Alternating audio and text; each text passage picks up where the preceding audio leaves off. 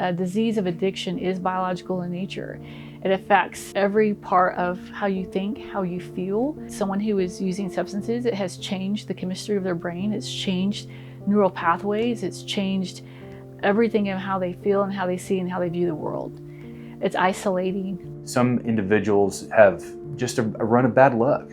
Life experiences, their childhood experiences, trauma, they find themselves on a path of addiction. These are individuals that are just like us. The people that work here have been in their shoes, and so we know where they've been. We know how to help them move forward when they're ready for it. There were moments when I needed just your basic protein shake or just to survive on a day-to-day because I was very malnourished and I didn't realize it. I just knew that I couldn't eat without throwing up. I would sneak and steal some protein shakes here and there, and those helped me to where I was able to start eating food again. Because nutrition is harm reduction.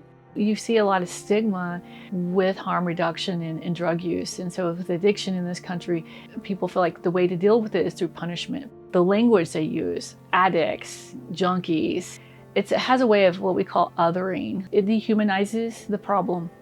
It's easier to think of them as this person you don't know or this thing outside of you as a human being, that they're not a human being, that they're this thing that's causing these problems in our society or causing these problems in their families because of the disease and what's going on in their brain. It's easier to think of this as a criminal thing, not a health thing.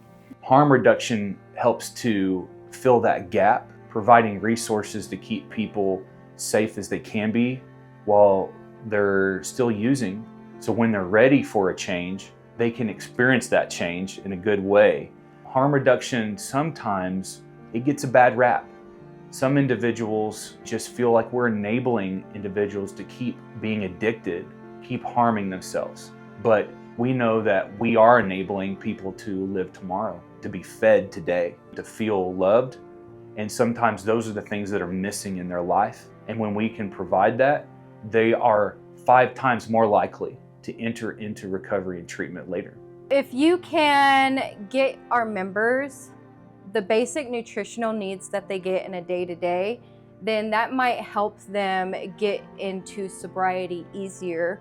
Nutrition helps their brain get the functions that it needs to survive and to work. And then that can go into steps into recovery for when they're ready. When you do substances, you're not going to stop until you're ready.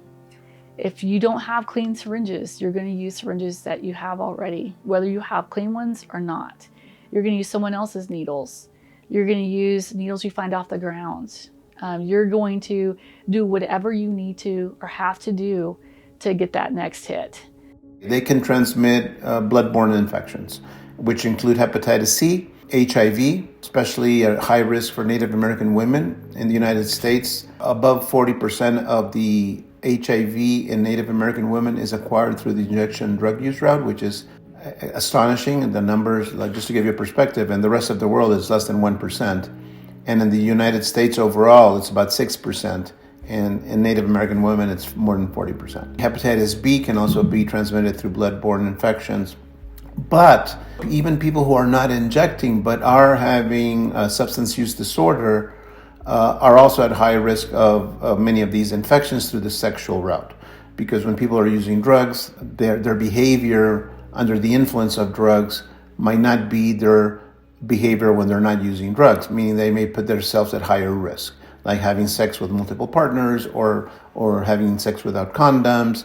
And that also puts them at risk of syphilis, specifically syphilis, but gonorrhea, HIV, and hepatitis B. We know from research and people who've done this program for decades, we're talking about decades of research behind this, and in the United States now, as well as these other countries, have been doing it for decades and decades. And we know that it doesn't cause people to suddenly want to do drugs because there's a harm reduction program in your community. What it is going to do is going to allow that person who is using drugs to be able to come to a place, exchange their dirty needles for new ones, not share needles, not use needles they found off the ground, or give themselves infections from using over and over and over again. Our goal was to reach 500 people. We want to do that over the lifetime of our program, but we were able to accomplish that in the first year. These numbers change every week and day to day, depending on how many people we get that day. So these numbers are constantly changing. We have 1,459 members. Of those, 1,011 of those are people who inject drugs. And so they're there to get syringes and things like that. We have over 5,600 encounters. We also we've partnered with infectious diseases who are also there a couple days a week in our harm reduction program doing point of care testing for hepatitis C, HIV. We have distributed 133,768 syringes at this point, and we've had well over 100,000 returned to us. We've given out 10,227 Narcans. Those have been really effective with helping. We've heard numerous stories from the folks that we work with of how they've used those to save each other's lives. Also sent 19 people to treatment where they were ready to come in that we never would have reached before. And they were they had been built a really good bond with our outreach workers and our peer support. When people say you're not enabling them, you're offering another way. You're offering them help for when they are ready, because if before there was no light in the tunnel, now there is. And so they know where to go when they're ready. We treat them with love as soon as they walk through the door, and we give them that care that they wouldn't get otherwise, in hopes that maybe they will see in themselves that they are worth something and they are loved, that maybe they will make that choice to get clean later down the road.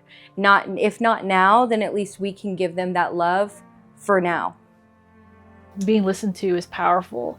And so if we can have those types of services and have these people who've been through what you've been through to be able to listen to you and to be able to show you a way through your addiction to defeat your addiction, that we can provide that. That's the first step. No one is immune to it. No community, no family. We're all touched by this. And so because of that, we should all show compassion to those that are struggling right now and provide them with the resources they need to live healthier, happier lives. I urge the advocates, the policymakers of this great state to join together with us, those who are serving on the front lines, to help fight this fight with us.